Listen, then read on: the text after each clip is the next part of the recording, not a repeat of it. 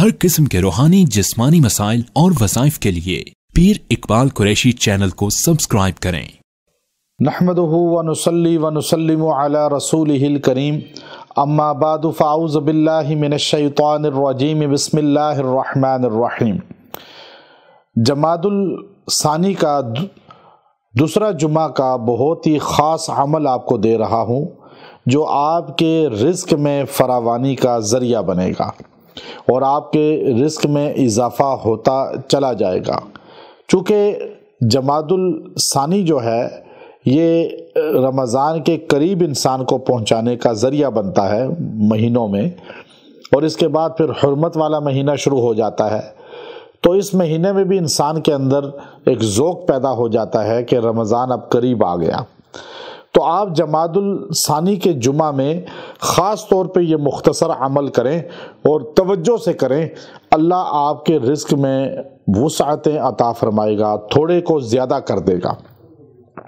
مالی طور پہ آپ کمزور ہیں، تھوڑا مال ہے، آپ ہمت نہ ہاریں، آپ تھوڑے پیسے سے کام شروع کر دیں، تھوڑی تنخواہ پہ بھی آپ راضی رہیں اور عمل سے جڑے رہیں۔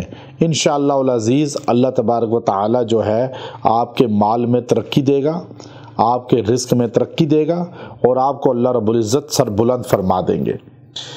نبی کریم صلی اللہ علیہ وسلم نے باقاعدہ طور پہ امت کو مختلف ایسے اوراد بھی بتائے، الفاظ بھی بتائے، حدیث کے اندر موجود ہیں جو رزق کی وسعت کا باعث بنتے ہیں۔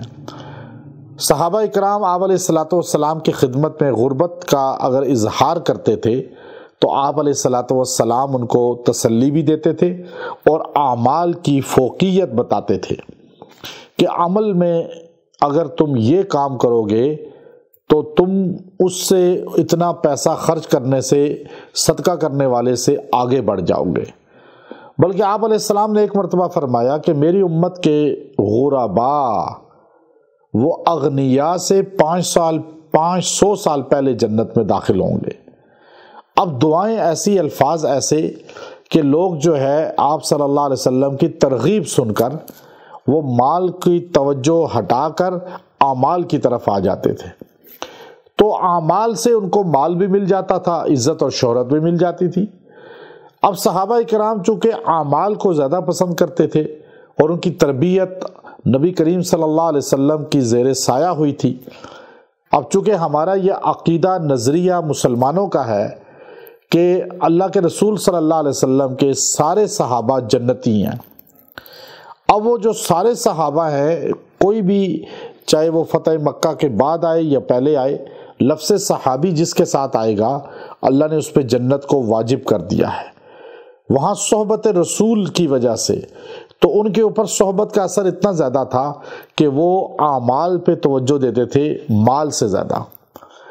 اب آپ یہ دیکھیے کہ آج مال کی اشد ضرورت ہے ہمیں، لیکن آج اس فتنے کے دور میں بھی جب مادی دور ہے تو جو تھوڑا سا متقی ہے، اللہ والا ہے، جو دین کے ساتھ جڑا ہوا ہے، وہ آپ کو اتنا پرہیزگار لگتا ہے کہ وہ اعمال سے ہٹتا نہیں، مال کی طرف بھاگتا نہیں۔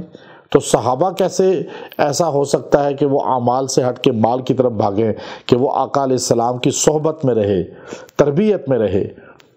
تو اب جو آدمی جمعہ کے دن یکسوئی کے ساتھ بیٹھ کر، اور یہ جمادی الثانی کا دوسرا جمعہ ہے، آپ نے یکسوئی کے ساتھ بیٹھ کر آپ نے درود ابراہیمی پڑھنا ہے 100 بار اور دعا کرنی ہے۔ اللہ اس کی برکت سے آپ پر مال کی فراوانی کر دے گا، رزق وسیع ہو جائے گا۔ وآخر دعوانا ان الحمد للہ رب العالمین۔